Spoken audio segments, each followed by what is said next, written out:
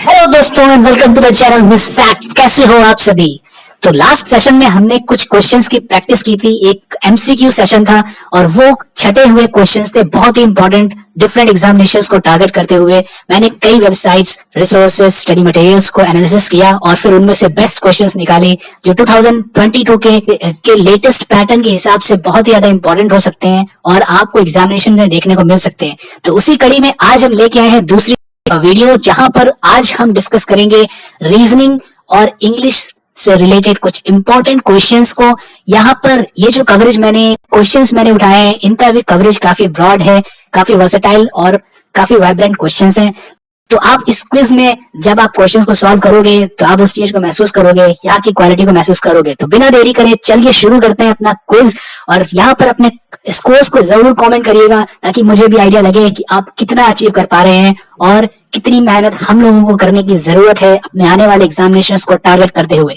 तो यहाँ पर पहला क्वेश्चन आपकी स्क्रीन पर है। लॉजिकल रीजनिंग में हमने यहाँ पर आज एनालॉजी के क्वेश्चंस को रखे हैं जो इंग्लिश के साथ साथ रीजनिंग की भी तैयारी कराएंगे, क्योंकि एनालॉजी के क्वेश्चंस में आपको एक रिलेशन निकालना होता है पेयर्स के बीच में, जिसमें आपको जीके, इंग्लिश और जनरल अवेयरनेस के भी क्वेश्चंस के लॉजिक यहाँ पर अप्लाई होते हैं। तो पहला क्वेश्चन हमारी स्क्रीन पर दिया गया है, if sheep is related to mutton so deer would be related to what. यानी अगर शीप का संबंध मटन से है तो बताइए डियर का संबंध किससे होगा। तो चार ऑप्शंस आपके पास हैं, तो आपका टाइम शुरू होता है अब।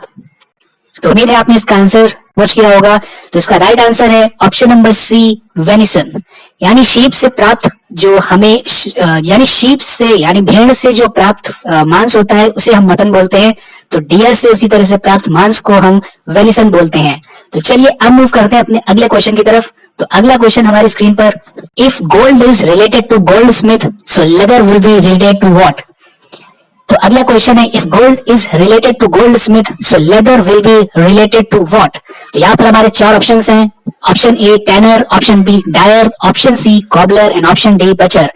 तो उम्मीद है आपने इसका आंसर सोच लिया होगा। तो इसका राइट आंसर है ऑप्शन ए टैनर। यानी जिस तरह से सोना सुनार के काम आता है उसी तरह से टैनर जो है वो लेदर के काम आता है, या हम कह सकते हैं लेदर जो है वो टैनिंग करने के काम आता है। तो चलिए मूव करते हैं अगले क्वेश्चन की तरफ। वैसे मैं आपको बता दूं, मरम्मत करते हैं उससे चमड़ा बनाने से पहले उसे हम टैनिंग बोलते हैं। तो यहाँ पर टैनर राइट आंसर हो जाएगा। तो नेक्स्ट क्वेश्चन हमारी स्क्रीन पर है, if large is related to enormous. तो बताइए उसी तरह से चारों ऑप्शंस में से कौन सा ऑप्शन होगा जो बिल्कुल सेम रिलेशन फॉलो करता है, if large is related to enormous.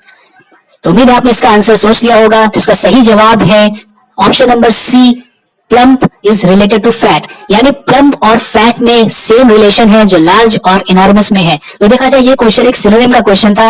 Large मतलब बड़ा होता है और इनॉर्मस मतलब भी बड़ा यानी विशालकाय होता है। उसी तरह से प्लम्प मतलब जो काफी मोटा होता है, फैट होता है, और फैट तो आप जानते ही हैं, फैट मतलब मोटापा होता है। तो ये हो जाएगा इसका सही आंसर। अब मूव करते हैं अपने अगले क्वेश्चन की तरफ। क्वेश्चन हमारी स्क्रीन पर है, if polio is related to virus तो एंथ्रैक्स किससे रिलेटेड होगा। तो चार ऑप्शंस आपके पास हैं, option A fungus, option B bacteria, option C virus and option D insect. तो देखा जाए तो ये एक एनिमल ये एक डिसीज कॉजिंग ऑर्गेनिज्म पर बेस्ड सवाल है। यानी पोलियो हमें वायरस से होता है, तो एंथ्रैक्स नाम की बीमारी हमें किससे होती है ये हमें बताना है। तो सोच लिया होगा आपने इसका आंसर। तो इसका राइट आंसर है ऑप्शन नंबर बी, बैक्टीरिया। यानी एंथ्रैक्स एक बैक्टीरियल इन्फेक्शन होता है जो बैक्टीरिया के कारण पनपता है। तो मूव करते हैं अपने अगले क्वेश्चन की तरफ। तो नेक्स्ट क्वेश्चन हमारी स्क्रीन पर है, if dog is related to canine then horse is related to what. यानी अगर कुत्ते का संबंध कैनाइन से है तो घोड़े का संबंध किससे होगा। चार ऑप्शंस आपके पास है, ग्रास, रेस, हूफ या ट्रांसपोर्ट। तो उम्मीद है आपने इसका आंसर सोच लिया होगा। तो इसका सही जवाब है ऑप्शन नंबर सी, हूफ।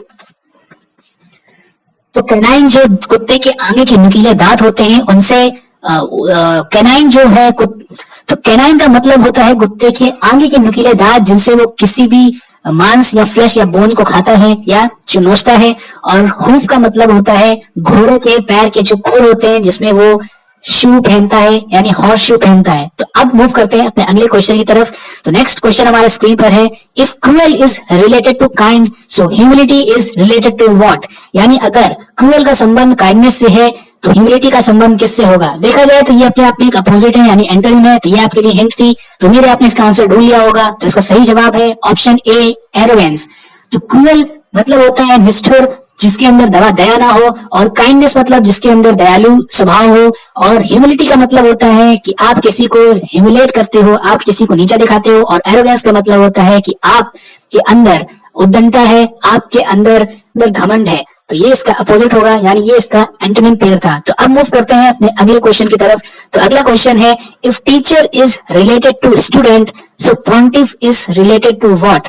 तो देखा जाए तो यहाँ पर हमें रिलेशन निकालना है। तो 4 ऑप्शंस में दिए गए हैं। पहला है डिसिप्लिन, दूसरा ऑप्शन फॉलोअर, तीसरा ऑप्शन है priest, and fourth option is DT.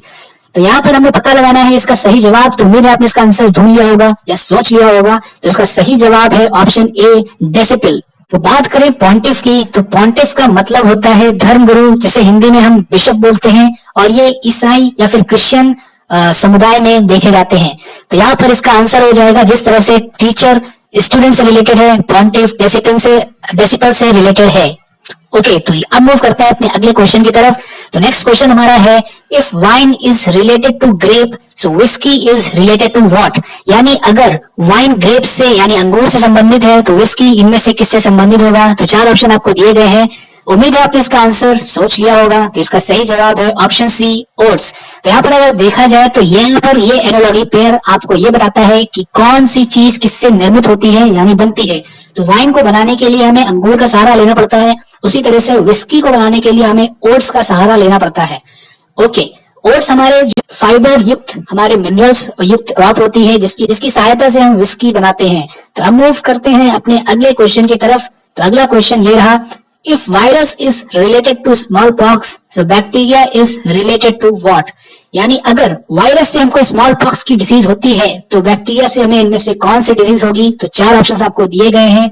Option A chickenpox, option B typhoid, option C malaria, and option D sleeping sickness. तो उम्मीद है आपने इसका जवाब सोच लिया होगा। तो इसका सही जवाब है ऑप्शन बी, टाइफाइड। तो चलिए अब मूव करते हैं अपने अगले क्वेश्चन की तरफ। तो अगला क्वेश्चन है, if horse is related to knee, bells is related to what? तो अगर देखा जाए तो ये क्वेश्चन है एनिमल्स और उनकी साउंड से रिलेटेड, यानी कौन से ऑब्जेक्ट किस तरह की साउंड यानी ध्वनि प्रोड्यूस करते हैं, यानी ध्वनि उत्पादित करते हैं। तो उम्मीद है आपने इसका आंसर सोच लिया होगा। तो इसका सही जवाब हो जाएगा ऑप्शन ए, चाइम। यानी जो घोड़ा होता है, हॉर्स होता है, उसकी जो आवाज है वो नी करने की होती है, उसी तरह से बेल्स जो होती हैं वो चाइम करती हैं। तो चलिए अब मूव करते हैं अपने अगले प्रश्न की तरफ। तो हमारा अगला प्रश्न है, if chisel is related to sculpture, then harrow is related to what? तो यहाँ पर 4 ऑप्शंस आपको दिए गए हैं। अगर देखा जाए तो ये प्रश्न जो है ये इंस्ट्रूमेंट और उसके यूज से रिलेटेड है। तो उम्मीद है आप इसका आंसर सोच लिया होगा। तो इसका सही जवाब है ऑप्शन ए, गार्डनर। यानी चिजल जो है वो स्कल्पचर से रिलेटेड है, मतलब कोई भी मूर्तिकार जो है वो छेनी से अपनी मूर्ति बनाता है। चिजल मतलब हिंदी में छेनी होता है। और हैरो जो होता है वो माली का काम करने का औजार होता है, जिससे माली अपने बगीचे में पौधों को रोपता है और उन्हें लगाता है। तो अब मूव करते हैं अपने अगले क्वेश्चन की तरफ। तो नेक्स्ट क्वेश्चन हमारा है, if umpire is related to game, then which option is going to be following the same pattern as the umpire is following? यानी यहाँ पर अंपायर का संबंध अगर गेम से है, तो कौन सा सटीक आंसर होगा, इसमें से कौन सा सटीक ऑप्शन होगा जो सेम पैटर्न को यानी सेम लॉजिक को फॉलो करेगा जो अंपायर गेम के साथ फॉलो करता है? तो उम्मीद है आपने इसका जवाब सोच लिया होगा। तो इसका सही जवाब होगा option B, moderator is related to debate. यानी जिस तरह से किसी भी गेम में जिस तरह से किसी भी गेम में कोई भी निर्णय या गेम कंट्रोल एक अंपायर करता है, उसके डिसीजन को माना जाता है, उसी तरह से किसी भी डिबेट को कंट्रोल एक मॉडरेटर करता है, और मॉडरेटर ही डिबेट को ऑर्गेनाइज करता है, और कब किसको बोलना है ये मॉडरेटर ही डिसाइड करता है। तो चलिए अब मूव करते हैं अपने अगले प्रश्न की तरफ। तो नेक्स्ट क्वेश्चन हमारा है, if vigilant is related to alert, then viable is related to what? यानी अगर विजिलेंट जो है अलर्ट से संबंधित है, तो वायबल किससे संबंधित होगा? हमारे पास 4 ऑप्शंस है। तो उम्मीद है आपने इसका जवाब सोच लिया होगा। देखो, विजिलेंट का मतलब होता है जो बहुत ही जो एकदम अलर्ट हो, जो विजिलेंट का मतलब होता है जो सावधान हो। तो यहाँ पर हम देख सकते हैं अलर्ट मतलब भी सावधान होता है। तो यानी एक तरह से ये सिनोनिम का सिनोनिम से रिलेटेड क्वेश्चन है, यानी यहाँ पर रीजनिंग में हमने इंग्लिश के भी क्वेश्चंस को रखने की कोशिश की है। तो यहाँ पर सही जवाब हो जाएगा ऑप्शन डी, फीजिबल। देखो वायबल का मतलब होता है जो आपके लिए उचित हो, यानी जो आपके साथ जिसकी बनती हो। तो उसी तरह से फीजिबल का मतलब होता है जिसके साथ आप कंपेटेबल हो, यानी जिसके साथ आप कंफर्टेबल हो। तो ये थे हमारे कुछ इंपॉर्टेंट चुनिंदा क्वेश्चंस। जल्दी हम आएंगे अपने अब इसी सीरीज से जुड़े कुछ और भी क्वेश्चंस, जनरल अवेयरनेस और इंग्लिश के टॉप संबंधित, जो आपके एग्जामिनेशन पॉइंट ऑफ व्यू से बहुत ही ज्यादा इंपॉर्टेंट होने वाले हैं। तो वीडियो को ज्यादा से ज्यादा लाइक कीजिए, शेयर कीजिए, अपने कमेंट कीजिए अपने स्कोर्स को, ताकि इससे आपको और हमको दोनों को जानने में प्रिपरेशन किस लेवल तक की है और हमें कितनी मेहनत करने की आवश्यकता है अपने नए एग्जामिनेशन पैटर्न को लेकर। तो मिलता हूं आपसे अगली वीडियो में, तब तक के लिए stay blessed, take care and have a very good day. And video को शेयर करें, सब्सक्राइब करें एंड थैंक यू।